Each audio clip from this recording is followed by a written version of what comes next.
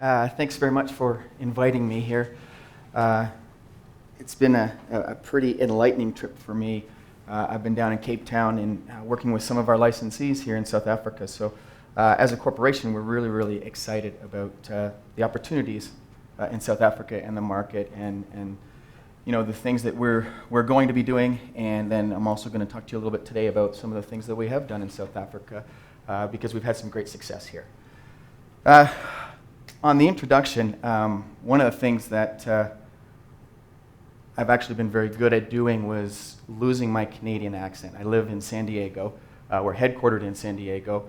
It's where a lot of our installs happen. So unless I run into an OU sequence in a word, I think I might fool all of you, but we'll see what happens through the presentation. So one of the things that I'm going to try to do actually for the rest of the presentation is I'm just going to try to effectively get all of this into your head. There's going to be a lot of things for you guys to kind of digest as far as the technology goes. It's fairly straightforward. The concept is pretty simple. Basically, if you imagine angioplasty for buildings is really what Nuflow is all about. So any building, it can be a home, it can be a high-rise, it can be a factory, it can be any type of building whatsoever. We repair all of the pipes inside that building without doing any destructive issues to the building at all. So it's kind of an easy way to think about it. Think about lying on a table, you have a heart problem. Are you going to go in for open heart surgery? They're going to crack your chest open and start rewiring and repiping everything. You can continually pop aspirins, keep the blood flowing through all of those clogs in your arteries, and hopefully you won't have a heart attack. Or you can go in and have a non-invasive stent put in. So think of us as the guys that are going to put the stents in.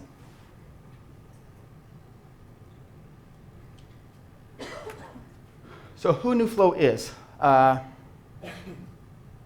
Basically, the company manufactures. We have two business models. One business model is we manufacture everything that we use.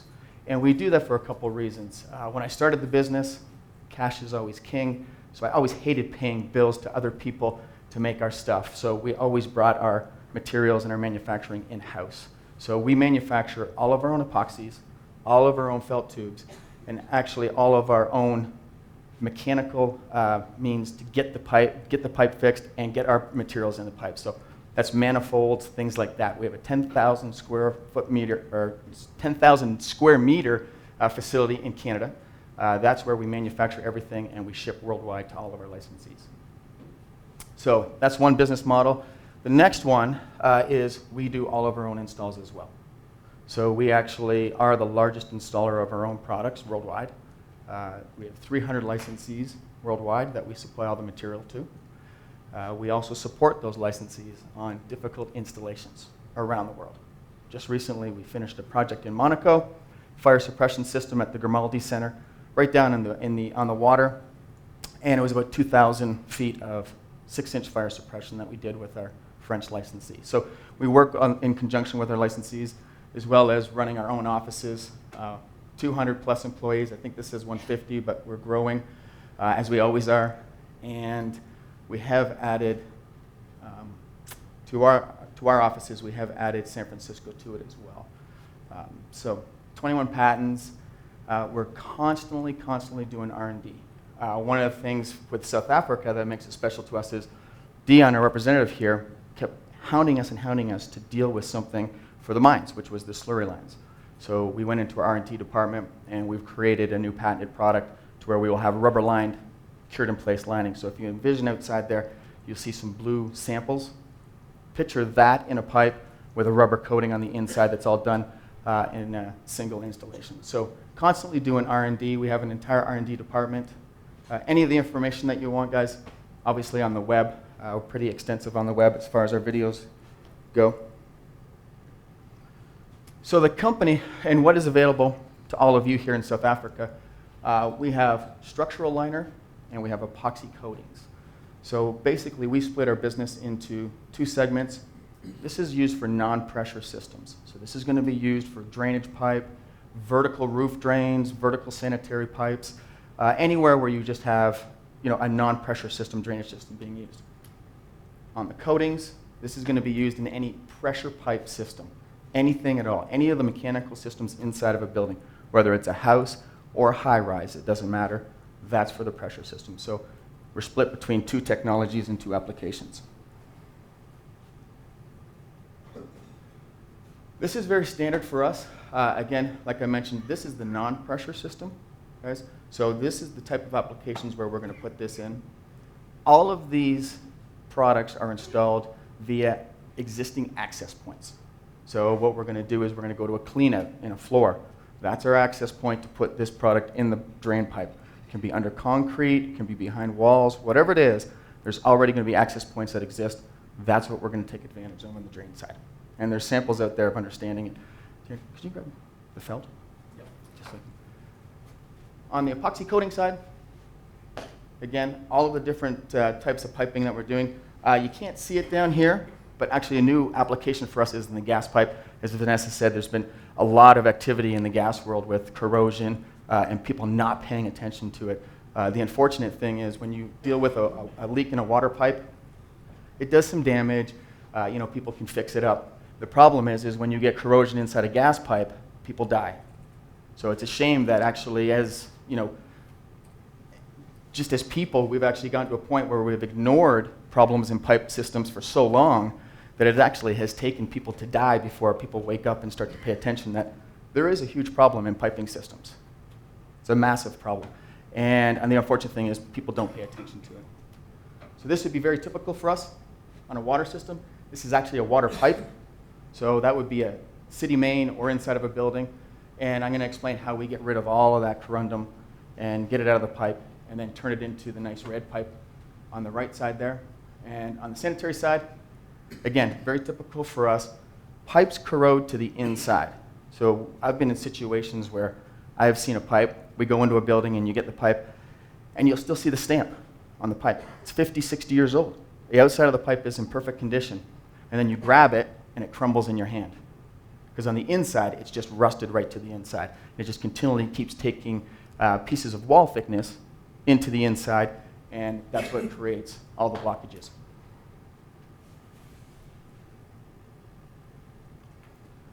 So the benefits, which is probably going to apply to most of you here, is that, and the licensees that are here probably won't like this part of it, but we are much cheaper than a repipe on a percentage basis quite a bit.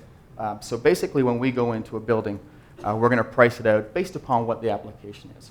So if you get a piping system, a drainage pipe underneath concrete, and it's got finishes on the concrete, and there's no bottom in the pipe, because it tends to happen a lot, more so in restaurants and commercial applications. We're going to go in, we're going to clean that pipe, but we're going to price that based upon what we're looking at. So depending on the footage and the application, that's what's going to drive the price. But we can pretty much guarantee you that we're going to be cheaper than cutting the concrete, digging down, taking the pipe out, putting all the finishes back in. Okay? So typically we run about 50 to 60% cheaper than that. Less tools and equipment. We could have people in this building right now today working, and none of you would know it. So it's very non-intrusive. We're not in front of people. You don't have massive crews. We're on a project right now in San Diego. It's a high-rise project in a commercial building. People go to work every day, and our guys coexist with those people working. So if you have pipes behind this wall, I've got a guy on the roof, I've got a guy in the basement, that's their access point, and they're working away while we're in here speaking. So again, life goes on. You don't have to move people out of their buildings. You don't have to move people out. You don't have to close things. Restaurants can be done at night. So we pride ourselves in fitting inside of our customers' schedules. It's a big driver for us, and it's a big reason why people like to use us. As I mentioned, existing access points. Pop a toilet stub, and then when you take a toilet off, you've got access to that system. That's an access point to us. So that's what I mean by already existing access points. Pipe system is still functional during our work.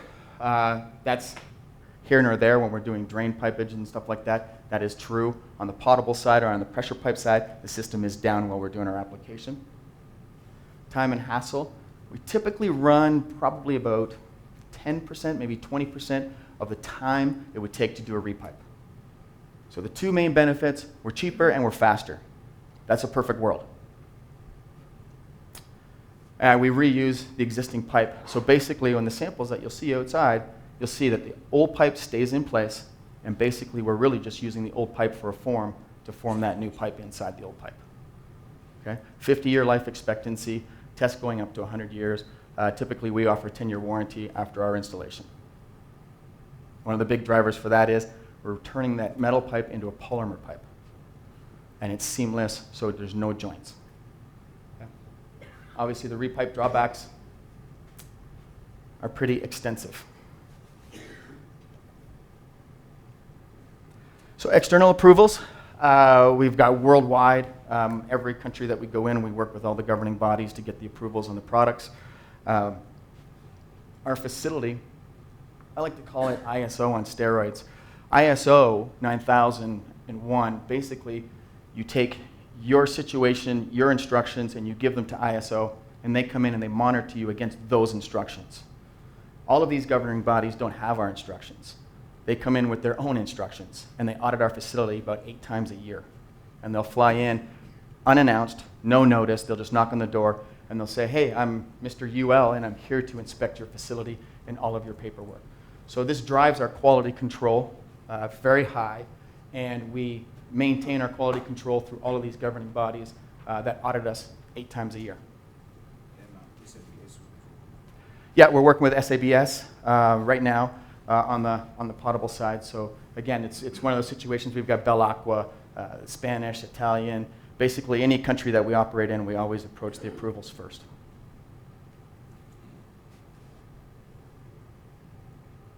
So structural lining, that's this stuff right here. So basically, I'm going to go through this, but we'll take a corroded pipe like this, and you'll see a lot of pipe corrodes to the inside. So everybody will say to me, they'll say, well, you're knocking down the diameter of the pipe. In actual fact, guys, when we do this, we clean this pipe out, we get it back out to original diameter or plus, because it's been corroded and taken wall thickness off. So now instead of a 4-inch pipe or 100 mil pipe, maybe got 110. Once we put our liner in, the flow coefficient of that pipe exceeds probably about 1,000% more than what this pipe would be giving you right today.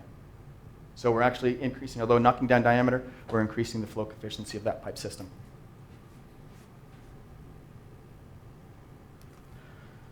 So as I'm sure you're all aware, cameras are used for all of this work. We typically will do before, during, and after videos to show everybody that the pipe has been completely done. So we'll go in with diagnostics. We'll take a look at the pipe system, TV it, and then we'll gauge out the severity of what kind of cleaning it needs and things like that. Cleaning for us is very, very unique. I know a lot of people in here might have a lot of dealings with some of your local plumbing companies and things like that. When you deal with inside infrastructure, so you can imagine doing a high-rise condominium complex, and it's failing. So you've been called because they have leaks, and you send your jetter guy. And your jetter guy goes into that building, and he starts pumping 3,000 gallons a minute into the failing water system. What do you think is going to happen? You're going to create more and more damage. So basically with Nuflow, early on we realized can't do that. So we cannot use typical plumbing means to clean the pipes when we get inside the building. So what we've done is we've designed air tools. So we use all pneumatic air tools when we go in and we descale. And if you're outside, you'll see some of the tools that we use very, very proprietary to us. They're designed by us, built by us, and they're designed to do specific tasks for us. So we'll go in with air tools. We'll collect everything. Usually, if it's a larger job, we'll collect everything in the bottom of the building into a HEPA filter system and collect it. And then once we get that pipe out to the larger diameter, get rid of all that scale, we'll then put our sleeves in, which is, and you'll see it in a minute in the video, but we'll introduce epoxy to this felt. Once we introduce the epoxy, we'll pull this inside the old pipe. It'll blow up. It forms the blue new pipe that you'll see in the sample, and then we extract this. And that basically leaves you a polymer pipe inside the old pipe, brand new. Warranted for 10 years, life expectancy to 50. So these are very, very simple situations. The unique thing here is that corrosion does not corrode in a perfect circle. So that is not necessarily the hole in the left with the corrosion. What that is that is a plumber's snake, perfectly round, being drilled through the blockages. So that is a 4-inch pipe that is operating on an 1.5 inch diameter because the plumber's snake is that round. So that's why that circle is perfect. So he would just continually they'd call the plumber, he'd put his snake down, it would drill a hole through whatever the blockages were, and then he'd pull it out. Okay? So that's the aspirin that I was talking about earlier. Band-aid it, keep doing it, keep doing it, keep doing it, and hopefully something catastrophic doesn't happen. Grease buildup. This is unique, guys. So this you're going to find in a lot of malls. You're going to find this in industrial applications, and you're also going to find this, typically you get this severity underground. So this pipe, you'll see, it's really the bottom. So we're showing it at the top because you can see it better. But this is out of a Nestle plant. So chocolate, sugar, and water is awesome for our business. It's fantastic. We love it. We love Coca-Cola. We like Pepsi. We like all the sodas.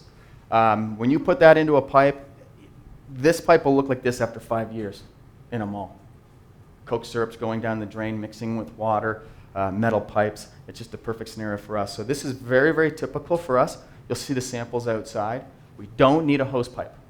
So without a bottom, it doesn't matter to us. We'll line right through it. And we'll basically replace, and there'll be a polymer pipe inside there. You'll see in the connections, it's kind of a question that everybody brings up. What do you do with connections? So basically what we would do with a situation like this is we'd come up, there's 2 different ways we do it. We'd line the main, and there's some tools outside, and basically we put them on pneumatic tools. We'll put a cutter head on it. It's a little carbide ball, and it'd be based on the diameter. And we would come in from this side with an air cable. That ball would sit right there. We'd turn it on, and then it'll just drill through the side of that liner, thus reinstating this line to be active again as we've cut it open. Okay? So that's how we deal with tie-ins and things like that throughout the building. Obviously, the benefits, guys, I mean, I went through this before. Everything is done on-site, so this isn't something that is predetermined or pre-made in a shop. Basically, you know, if you have a Nuflow job, the guys would come in with a truck. The liner is delivered to them in a 150-foot roll, so 50-meter rolls, and basically they pull it off as they're working through the project. So they're measuring pipelines, and they're putting in their liners. So basically you cut it off, put your end caps in, put the epoxy in the tube, pull it into the old pipe, and then you can position that with a camera. Okay, so again, very much like that doctor's going to position that stent exactly where he wants it, that's what our guys are going to do with the liner. So everything is done on site. So it's not a matter that you're trying to measure a pipe and then send it back to the shop to be made. So everything is done on site. So that it can be also changed up and morphed depending on what the application is. So this is one of the projects that we do. So one of the things that we highly specialize in is very, very unique situations.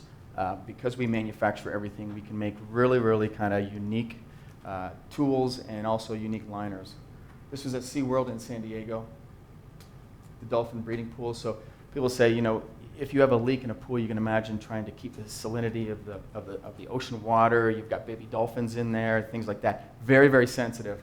And they had a problem with some pipe leakage underneath the pool. Obviously, cutting the pool out and things like that was not an option for them. We are the exclusive contractor for SeaWorlds around the world, to where when they have a very specialized situation to where they can't get to pipe, they call us in and we'll fly our crews in and do it. So this one was a larger diameter. We've also done the killer whale tank to where we actually pre-made a large elbow to go down into the pipe, and we launched that down through. So a lot of big contracts that I'm showing you today, but I don't want you to think that it's just big jobs. These are the great jobs that you get to talk about and things like that. But we've done thousands and thousands of homes as well along the same. So a 22-story office building, basically roof to garage. I believe this was sanitary system. So again, as Vanessa was saying, corrosion and cracks. So one of the unique things about cast iron when you get it inside of a building is it likes to move. And when you can't move and you strap it to a wall, you basically get vertical stress cracks or spiraling stress cracks in your cast iron. You may not see them right away, but when you get cast iron that comes out of a factory, it's already corroding. The minute it's made, it's already corroding. So we've actually lined brand new pipe for samples, and we've actually found hairline cracks where the epoxy is coming out of it. It's a brand new pipe. So when you put that into a building, that crack, what happens is, as it rusts and corrodes on the inside, it just forces that opening a little bit more, and a little bit more, and a little bit more. So that's a typical application for us. It says trenchless, but it's actually inside the building. But again, underneath, going through concrete, things like that. Traditional repair for a building like this, that would probably be repairing 7 or 8 feet at a time, cutting it out, cutting the drywall, taking out that section, putting in a new section. The problem is if it's not in a chase, you can't replace the pieces that go through the concrete. So you're leaving in these pieces of old pipe, even if you do replace it with a repipe. This is a project, this is part of the White House. So if you're looking at it, this would be the right-hand side. White House is here. It would be the right-hand side. This is where the CIA live and all the people that spy on everybody. So we weren't allowed in there, so the perfect scenario for them was to have our guys on the roof and our guys in the basement. And it was business as usual all through the building as we had our access points that were, again, already existing. So we did all the roof drains. We did 2 initially, and then we ended up doing the entire building.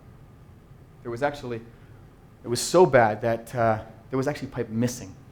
There was a 6-inch and an 8-inch, I think, and it would go down and it would just disappear for almost a floor, and then it would pick up again because the corrosion was so bad that the pipe had just disintegrated.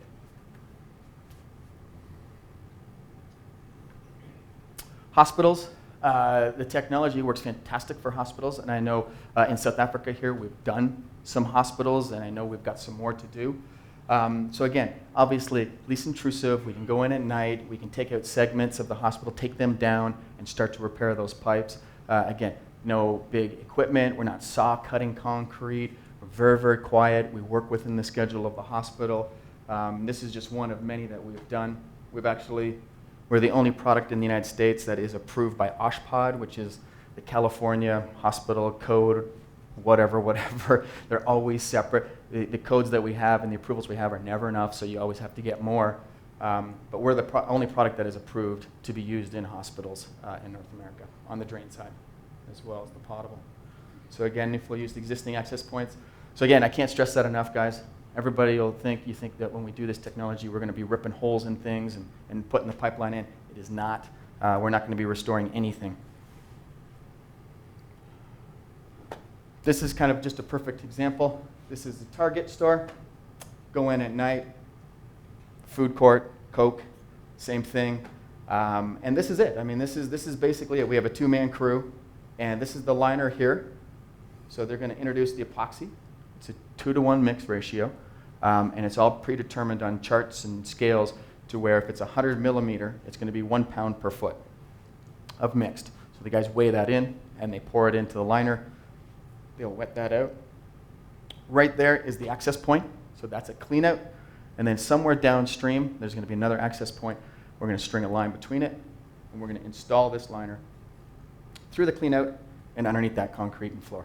And we're going to be in and out of there one night. Traditionally, this would probably take good 3 days to a week. They'd have to shut the entire thing down. Contamination would have to be put up. They'd have to kind of do it. If this has been bad situation, they may have to take all of the earth out, replace with brand new earth if the earth is contaminated. So again, a lot cheaper and a lot faster. This one is probably about 20 times faster. Of course, I'm sure you all knew it was coming. Coca-Cola. We're exclusive lining guys for Coca-Cola all around the world. We've done about over a dozen plants to date. We do a lot of it. And this one here, the funny thing was the pipes were corroded so badly that when they did a geothermal imaging of their plant, they actually had pockets to where there was no ground left because the ground would wash away. So when you have a pipe that doesn't have any bottom in it, water is very, very, it's aggressive when it comes to erosion, and it will just take that earth away. The system fills up, they take it away, it's just taking earth. It acts like a vacuum. So basically this plant, underneath their columns, they just had these huge voids. There was no dirt. There was nothing supporting the entire factory. So what we did is we went and lined it, and then they injected flowable grout underneath their floors to sustain the factory.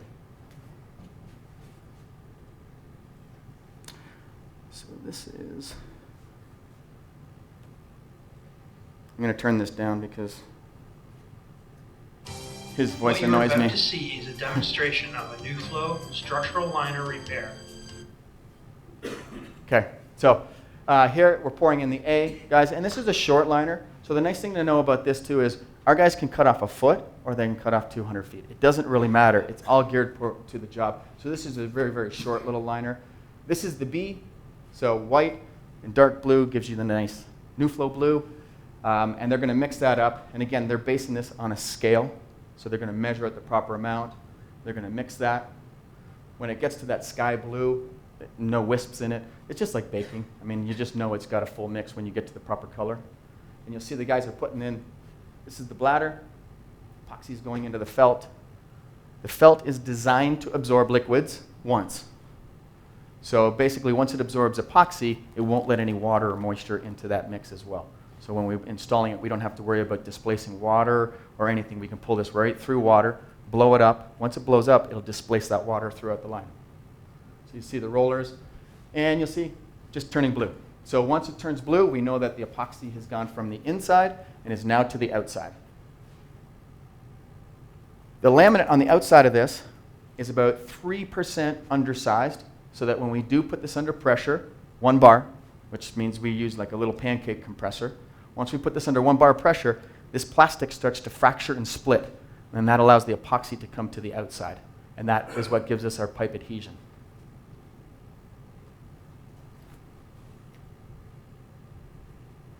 So typically this would be below ground, and we'd be pulling this in position with cameras. You'll see the tape in there. What the tape does is it allows us to install it through a clean out with a very, very low profile. Once we pull that in, when we put 1 bar pressure in that, just masking tape, it just pop, pop, pop, pop, and it pops up and allows the bag to open up. So the air is going in now, and the tape just pops. And once we're done, you'll see the samples out there. It leaves you a smooth, like glass finish on the inside of that old pipe.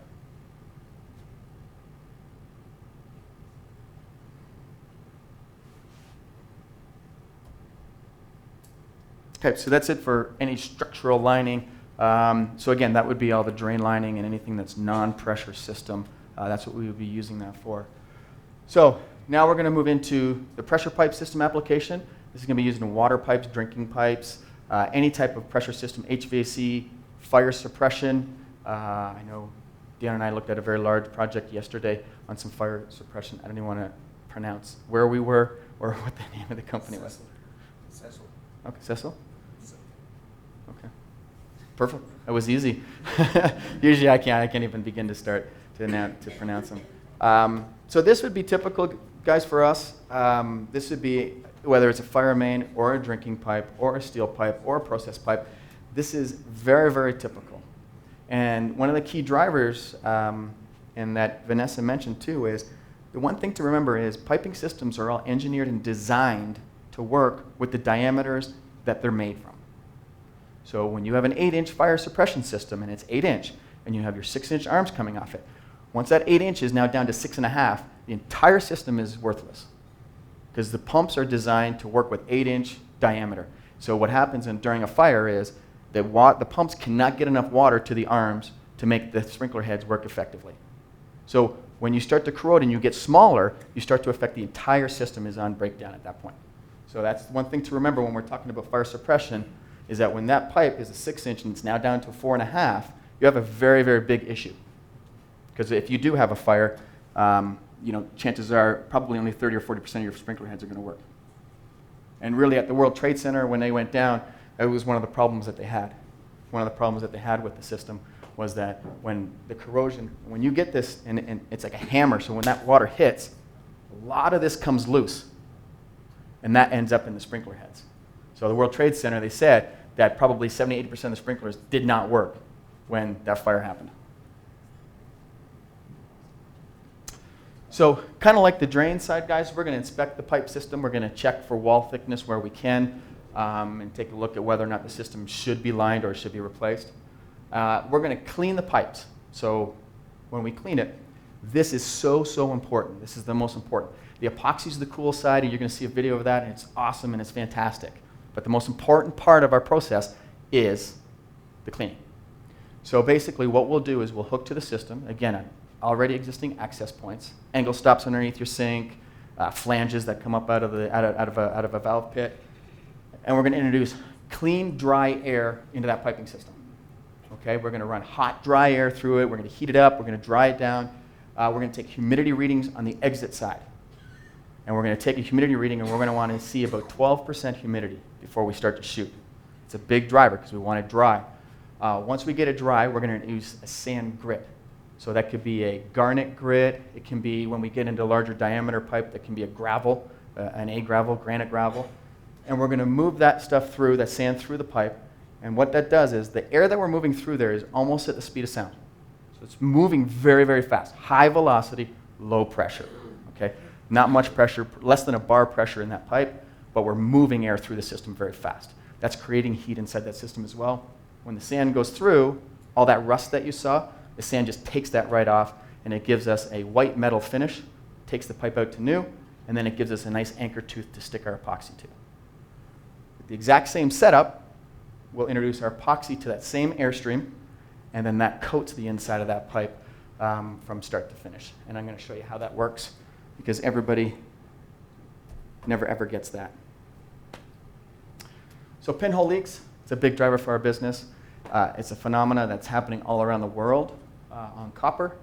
A lot of people think that as soon as they see Nuflow, they go, oh, old pipes, so I don't have any old pipes. Over 50% of our business is in pipes that are less than 5 years old. And the driver behind that is the World Health Organization has mandated to keep up on viruses. They have a scale that they have to, many municipalities and countries have to keep up with. And what they have to do is they have to introduce chloramines to the water. So as you get further and further away from your pumping station, the more chloramines they have to put into the water to keep check on the viruses. With copper, one of the problems with copper, and it's great for us, on the potable side it's like Coke syrup, the chloramines do not allow copper to patina. Copper and patina is the natural protection copper has against corrosion and erosion. Okay? So when you have chloramines in the water and you have brand new copper in there, immediately that water starts to react with that copper and it starts to chew away. And you get this phenomenon that's called pinhole leaks. And pinhole leaks typically happen when you have copper pipe. There's many different grades of copper pipe nowadays, and they're all based upon wall thickness and purity. But government doublespeak, I don't know how it is here, but certainly in the US, is that lead-free copper pipe contains 7% of lead. I don't know how you can say it's lead-free, it still contains 7%. But you do get a lot of dissimilar metals inside those copper extrusions, and then that's what leads you to the pinhole leaks in the copper. Okay? So copper, big driver for us. The fire suppression guys, again, diameter restraints is a huge driver, and the versatility of the system. And then over here is very typical on a galvanized piping system. You're going to get brown water, stains, things like that. One of the things that we always find when we do galvanized systems is that people are amazed that they have pressure, because we've opened that pipe back up again, because they've been operating on about 1/4 of an inch of pipe for maybe 15 or 20 years and getting brown water. So they're always amazed that they have full pressure. We did a project in Monaco. It was a high-rise right down on the Mediterranean. And it's incredible because, I don't know if everybody's been to Monaco, but it's like $500,000 a square meter. I don't even know. It's just incredible what people pay for a small condo there. And so I can't even imagine these people that where they live at home are probably just palatial, and then they go to their little $10 million one-bedroom condo in Monaco because they want to be in Monaco. Well, at the top of this building, which again, like any city, cheaper, more expensive. At the top is the top-rated, highly expensive units. Those people, they didn't even have water because the pipes were so corroded. They would basically turn their taps on and they'd get a couple drips. So here's people when they're at home are living in